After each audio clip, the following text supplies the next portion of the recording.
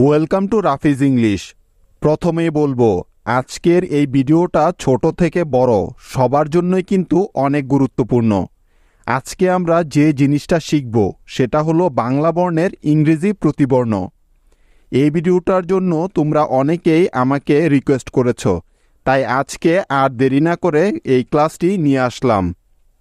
আর এই ভিডিওটা তোমাদের এতটাই হেল্প করবে যে ইংরেজি যে কোনো শব্দের বানান এবং রিডিং পড়া শেখার জন্য তোমাকে আর কোনো ভিডিওই দেখতে হবে না। তাই সম্পূর্ণ ভিডিওটা একটুও স্কিপ না করে দেখে নাও। এই ভিডিওটি কিন্তু তোমাদের ইংরেজি শেখার ক্ষেত্রে ভীষণভাবে সাহায্য করবে।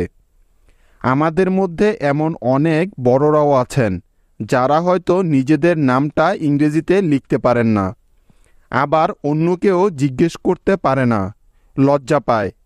তারা যদি এই ভিডিওটা একবার দেখে নেয় তাহলে অন্তত নিজের নামের বানানটা ইংরেজিতে লিখতে পারবেন এবং সেটা আর কখনোই ভুলে যাবেন না। আবার ছোটদেরকে যখন আমরা প্রথম তাদের নামের বানান শেখাই তখনও কিন্তু এই প্রতিবর্ণগুলো জানার প্রয়োজন হয়। সুতরাং এসব ক্ষেত্রে আজকের এই ভিডিওটা কিন্তু ভীষণভাবে হেল্প করবে। তাহলে চলো দেখে নেই বাংলা বর্ণগুলির ইংরেজি প্রতিবর্ণগুলো এবং তাদের সাথে দেখব কিছু উদাহরণ। আজকে আমরা এই প্রতিবর্ণগুলো ব্যবহার করে বেশ কিছু নামের বানানো লেখা শিখব। দেখবে যে কত সহজে নামগুলো ইংরেজিতে লেখা যায়। যুক্তবর্ণ থাকলেও কিন্তু প্রতিবর্ণগুলো জানা থাকলে খুব সহজেই বানানগুলো লিখে ফেলতে পারবে। প্রথমে দেখব বাংলা স্বরবর্ণের প্রতিবর্ণগুলো, অর্থাৎ স্বর অ থেকে ও পর্যন্ত বর্ণগুলির প্রতিবর্ণ এবং তাদের কারচিহ্নগুলির প্রতিবর্ণগুলো কি হবে সেটাও জানব এই ভিডিওতেই। প্রত্যেকটি বর্ণ এবং তাদের কারচিহ্নের প্রতিবর্ণগুলো কিন্তু একই হয়। যেমন দেখো, স্বর অ এর জন্য আমরা ব্যবহার করব উ কে, স্বর আ বা আকারের জন্য ব্যবহার করব এ কে, হ্রস্ব ই বা হ্রস্ব ইকারের জন্য আই কে ব্যবহার করব, দীর্ঘ ই বা দীর্ঘ ইকারের জন্য আমরা ব্যবহার করি আই বা ডাবল ই। দুটির যে কোনো একটি ব্যবহার করা যাবে, কোনো সমস্যা নেই। হ্রস্ব উ বা হ্রস্ব উকারের জন্য ইউকে ব্যবহার করব। আর দীর্ঘ উ বা দীর্ঘ উকারের জন্য আমরা ব্যবহার করব ইউ অথবা ডাবল উ কে। দুটি ব্যবহার করা যায়। রি বা রিকারের জন্য ব্যবহার করব আর আই। এ বা একারের জন্য আমরা ব্যবহার করব ই কে।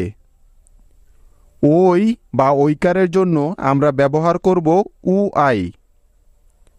উ বা উকারের জন্য ব্যবহার করব উ কে এবং ও বা ঔকারের জন্য ব্যবহার করব উ ইউ, দুটিকে একত্রে।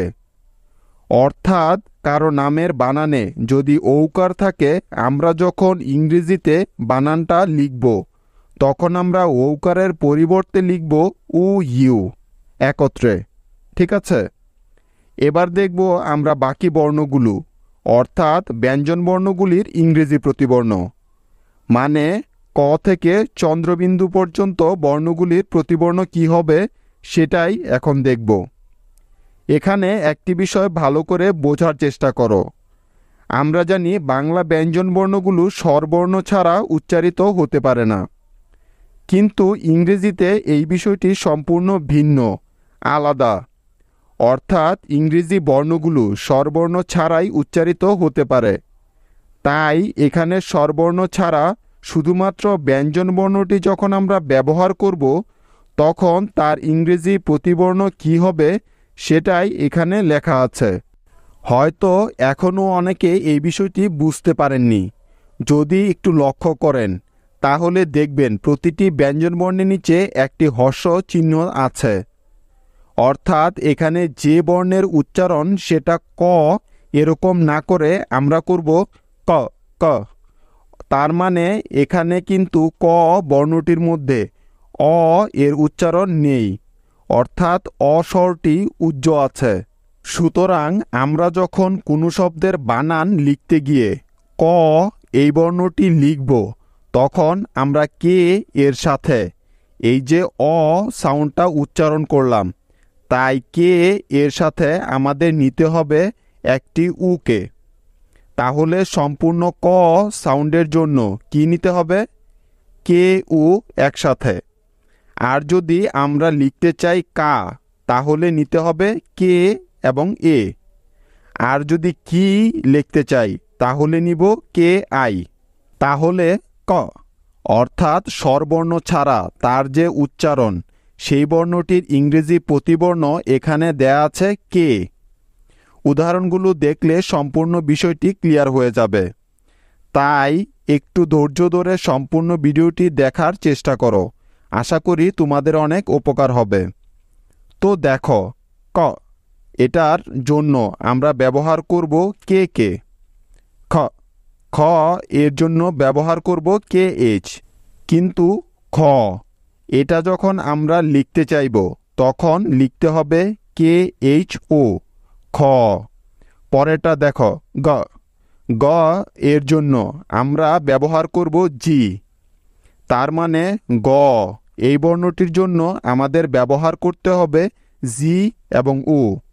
ঠিক আছে, কারণ এখানে গ বর্ণটি সম্পূর্ণ উচ্চারিত হচ্ছে। বুঝতে পেরেছ এখন? এবার দেখো ঘ ঘ এর জন্য জি এইচ ব্যবহার করতে হবে। তবে ঘ এর জন্য জি এইচ উ লিখব আমরা। তাহলে ঘ এর জন্য কি পেলাম? G H. আর ঘ এর জন্য জি এইচ উ। ঠিক আছে, জি এইচ উ হয় ঘ। এই বর্ণটি আমরা তাহলে স্বরবর্ণের উচ্চারণ সহ পেলাম। মূল কথা হলো যে কোনো ব্যঞ্জনবর্ণের প্রতিবর্ণের সাথে উ লিখে দিলেই সেটা সম্পূর্ণ ধ্বনি দিবে।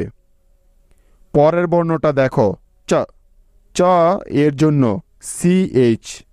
তাহলে চ এর জন্য হবে সি এইচ উ। স স এর জন্য C double H. C double এইচে হয় ছ। কিন্তু স এর জন্য সি ডাবল এইচ উ লিখতে হবে। ঠিক আছে, এভাবে কিন্তু আমাদেরকে অক্ষরগুলোর প্রতিবর্ণ লিখতে হবে। তারপর দেখো জ অর্থাৎ বৈকট জ এই বর্ণটির জন্য আমরা জে অথবা জেড অথবা জি এই তিনটি লেটারের যে কোনোটি আমরা ব্যবহার করতে পারবো। পরেরটা দেখো ঝ ঝ এর জন্য জে এইচ। ঠিক আছে, ট ট এর জন্য আমরা টি কে ব্যবহার করব। তারপর দেখো ঠ ঠ এর জন্য টি এইচ। ড ড এর জন্য ডি। ঢ ঢ এর জন্য ডি এইচ। লক্ষ্য করো ড এর জন্য ডি এবং ঢ এর জন্য ডি এইচ ব্যবহার করতে হবে। এরপর দেখো ন অর্থাৎ মূর্ধন্য এর জন্য আমরা ব্যবহার করব এন কে। ত ত এর জন্য টি কে ব্যবহার করব। থ থ এর জন্য টি এইচ। তাহলে থ এই বর্ণটির জন্য কি ব্যবহার করতে হবে? হ্যাঁ, একদম ঠিক, টি এইচ উ থ। এই সম্পূর্ণ বর্ণটির উচ্চারণের জন্য উ কে ব্যবহার করতে হবে। দ দ এর জন্য ডি। কিন্তু দ এর জন্য ডি এবং উ এভাবে আমাদেরকে ব্যবহার করতে হবে। আবার যদি দ এর সাথে আকার দরকার হয় তাহলে আমরা ব্যবহার করব ডি এ। ঠিক আছে, তারপরে দেখো ধ ধ এর জন্য ডি এইচ। না অর্থাৎ দন্ত ন এর জন্য এন কে ব্যবহার করব। কিন্তু ন এর জন্য হবে এন ও। প প এর জন্য পি। ফ ফ এর জন্য পি এইচ অথবা এফ কে ব্যবহার করব।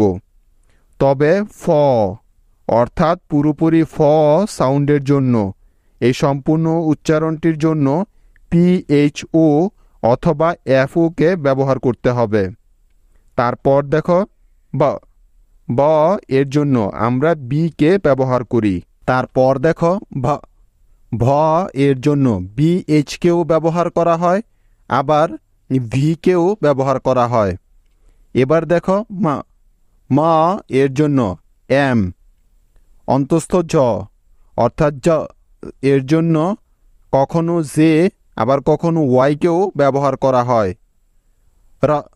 অর্থাৎ র বয়শূন্য র এর জন্য আর, ল এর জন্য এল, অর্থাৎ তালিব স এর জন্য এস এইচকে ব্যবহার করা হয়। অর্থাৎ মূর্ধন্য স এর জন্য এস এইচ ব্যবহার করা হয়। কিন্তু দন্ত স অর্থাৎ স এর জন্য কেবল এসকেই ব্যবহার করা হয়। হ এর জন্য আমরা ব্যবহার করব এইচ। অর্থাৎ দয়শূন্য র এর জন্য আর এইচ। অর্থাৎ ঢয়শূন্য র এর জন্য আর এইচকেই ব্যবহার করতে হয়। তারপর দেখো অন্তস্থ অ। অন্তস্থ অ এর জন্য আমরা ব্যবহার করব ওয়াইকে। খণ্ড ত এর জন্য টি, অনুসার এর জন্য এন, বিসর্গ এর জন্য এইচ এবং চন্দ্রবিন্দু এর জন্য এনকে ব্যবহার করব। এখানে একটি বিষয় লক্ষ্য করলে দেখবে খণ্ডত, বিসর্গ, অনুসার এবং চন্দ্রবিন্দুতে কোনো হর্ষ চিহ্ন দেয়া নেই, কারণ এরা হলো পরাশ্রয়ী বর্ণ। এরা কিন্তু কখনো নিজে নিজে স্বাধীনভাবে বসতে পারে না। এখন থেকে লক্ষ্য করলে দেখবে যে এই চারটি বর্ণ কিন্তু কোনো না কোনো বর্ণের সাথে থাকে, আলাদা করে কিন্তু থাকতে পারে না, তাই তারা পরাশ্রয়ী বর্ণ। এবার চলো উদাহরণ হিসেবে কয়েকটা নামের বানান দেখে নেওয়া যাক।